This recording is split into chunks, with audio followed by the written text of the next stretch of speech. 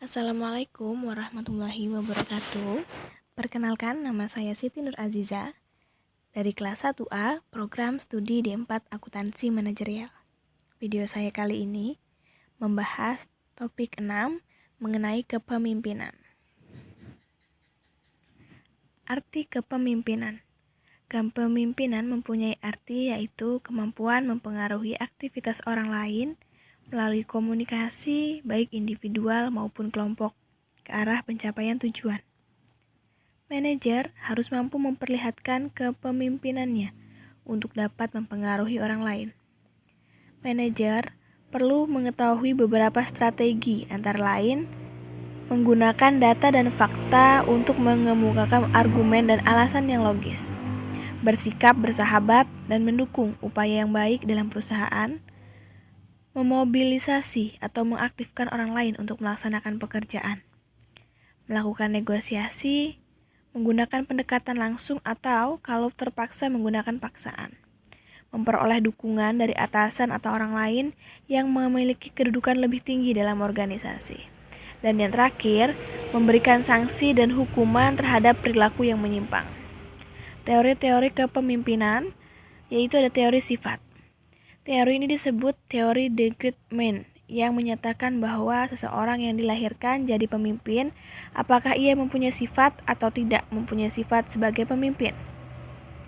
4 sifat umum yang mempunyai pengaruh terhadap kesuksesan kepemimpinan dalam organisasi. Yang pertama ada kecerdasan, kedua, kedewasaan dan hubungan sosial yang luas, ketiga, motivasi diri dan dorongan berprestasi, dan yang keempat, sikap hubungan manusiawi. Teori-teori kepemimpinan juga ada teori kelompok. Teori ini beranggapan bahwa agar tujuan tercapai maka harus terdapat suatu pertukaran yang positif di antara para pemimpin dan pengikutnya. Ada pula teori situasional dan modal kontingensi, yaitu hubungan kemanusiaan atau gaya yang lunak dihubungkan dengan pemimpin yang tidak melihat perbedaan yang besar di antara teman kerja yang paling banyak dan paling sedikit disukai. Gaya yang terorientasi tugas dihubungkan dengan kepemimpinan yang melihat suatu perbedaan besar di antara teman kerja yang paling banyak dan paling sedikit disenangi dan memberikan suatu gambaran paling tidak menyenangkan pada teman-teman kerja yang paling sedikit disukai. Tipe kepemimpinan ada 3. Yang pertama ada tipe autokrasi, kedua tipe demokrasi, dan yang terakhir tipe laissez-faire. Nah, tipe demokrasi ada demokrasi tulen, demokrasi palsu, dan tipe laissez-faire. Tipe demokrasi tulen yaitu mempunyai sifat mau mendengar masukan dari bawahan, menekankan rasa tanggung jawab dan kerjasama yang baik pada setiap bawahan. Adapun tipe demokratis palsu yaitu mempunyai sifat berusaha untuk menjadi demokratis.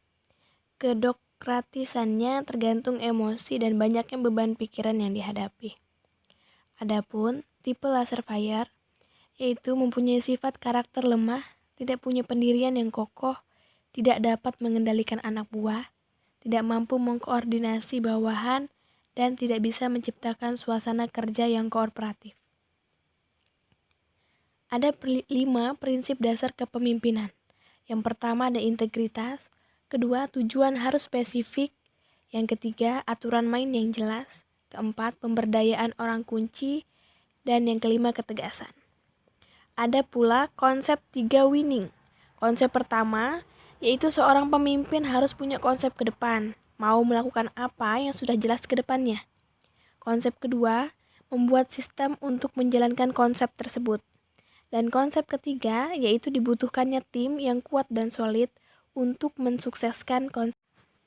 Ada para pemimpin sukses, seperti Sun Tae-ju, seorang ahli strategi militer pada masa Raja Helu di negeri Weu. Kemudian ada Steve Jobs, yaitu pemimpin perusahaan Apple Computer, Next Computer, dan Pixar Animation Studio. Kemudian ada Johnny Darmawan dan Nusa Smita, yaitu pemimpin PT Toyota Astra Motor. Ini saja materi pembahasan topik 6 mengenai kepemimpinan. Assalamualaikum warahmatullahi wabarakatuh.